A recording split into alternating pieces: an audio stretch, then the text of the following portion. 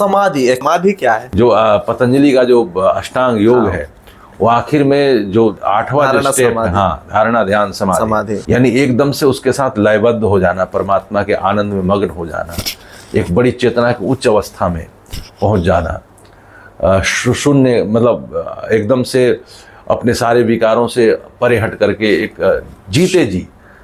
अब इसको इसका तो देखिए, अब हमने भी समाधि का हमें भी अनुभव नहीं है, शास्त्रों का निर्देश है। आप कभी बहुत गहरी नींद में सोते हैं, बहुत अच्छी गहरी नींद, उठने के बाद मजा आ गया, गहरी नींद, लेकिन जब नींद में हम एकदम गहरी सो जाते हैं तो कहते हैं बहुत आनंद आया। यह जो आनंद आया, ये हम बेहोशी की अवस्था में लीन हो गए, और एक होशपूर्ण ढंग से उस अवस्था को प्राप्त करना, मतलब जगे हुए जागरण में अपनी चेतना को उस अवस्था में ले जाना जहां हमें आनंद मिल जाए, परमात्मा का आनंद मिल जाए। तो एक सामान्य बात मैं मतलब एग्जाम्पल, हाँ, लेकिन यही है कि जो अष्टांग योग की शास्त्रों की परंपरा है, वो समाधि की अवस्था में जो व्यक्ति जाता है वही वेद भाष्य करने का अधिकारी है। उसके अंदर वो जो कहते हैं ना ईश्वरीय जो दिव्यता, कोई स्वामी दयानंद के जीवन में ऐसे बहुत सारे अवसर आए कि उनको ऐसे बहुत सारे प्रश्न आए, ऐसे उलझन आए कि उनको उसका समाधान नहीं मिल रहा था। वो ध्यान में गंगा के किनारे निकल जाते, ध्यान में बैठ जाते और वो समाधान हो जाता। उनके बारे में एक जब पढ़ रहे थे वो, तो वो उनके गुरु जो थे वो विरजानंद जी, वो कहते थे कि एक लेसन को मैं दोबारा नहीं पढ़ाऊंगा, एक पाठ में एक बार पढ़ाया तो दोबारा नहीं पढ़ूंगा, उनका नियम था। और वो पूछते तो आना चाहिए, तो वो कुछ लेसन उनको याद नहीं आ रहे, और गुरु ने क्या बताया था वो याद नहीं आ रहा था, तो निकल गए ध्यान साधना, और ध्यान करके जब समाधि हुए तो वो चीजें फिर से उनको रिवाइज हो जाती। तो समाधि स्थिति काफी डिफिकल्ट है। हाँ, तो ये एक बड़ी चेतना की बहुत उच्च अवस्था है। तो जो वेद के भाष्य करने के अधिकारी हैं वो वही कर सकते हैं सही तरीके से। साधारण संस्कृत का व्याकरण से पढ़ा हुआ व्यक्ति वेद भाष्य करेगा तो उल्टा पुल्टा अर्थ करेगा। अज शब्द है, अज का अर्थ होगा अजन्मा, ये भी होगा, अज का अर्थ बकरी भी होगा, तो कहाँ बकरी अर्थ करना है, कहाँ परमात्मा का अर्थ लेना है, ये समझ रखने वाला ऋषि दृष्टिकोण होना चाहिए। इसका समाधि के हाँ। अग्नि शब्द है, अग्नि कहाँ परमात्मा का वाचक है, कहाँ ये भौतिक अग्नि का वाचक है, कहाँ हमारे अंदर की अग्नि का वाचक है, कहाँ आध्यात्मिक अग्नि का वाचक है। अग्नि के सैकड़ों अर्थ निकलेंगे।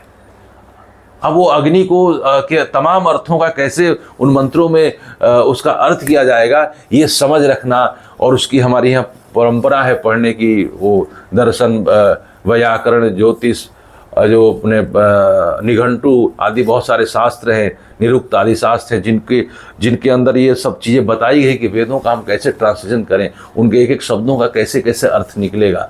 तो वो आध्यात्मिक अर्थ, आदि भौतिक अर्थ, आदि दैविक अर्थ, इस तरह से वेदों के भाष्य हुए हैं।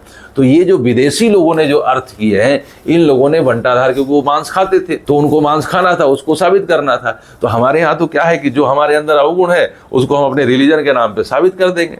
तो और यही यार है कि देखिए बंगाल में सबसे ज्यादा मांसाहार होता है, और वहां सबसे ज्यादा काली की पूजा होती है, क्योंकि हमको ऐसा है भगवान चाहिए जो मांस खाने वाली हो। तो हम तो अपने, एक बाइबल की लाइन है कि ईश्वर ने, भगवान ने, खुदा ने मनुष्य को अपनी शक्ल का बनाया, एक बाइबल की लाइन है। लेकिन मैं कहता हूं मनुष्य ने ईश्वर को अपनी शक्ल का बनाया। हमें अपने अंदर जो हमारा चीज है उसी को हम अपने हिसाब से बना लिए। आप देखेंगे नॉर्थ के देवता गोरे गोरे मिलेंगे, साउथ के देवता काले काले मिलेंगे, हैं, तो ये फर्क हो गया ना।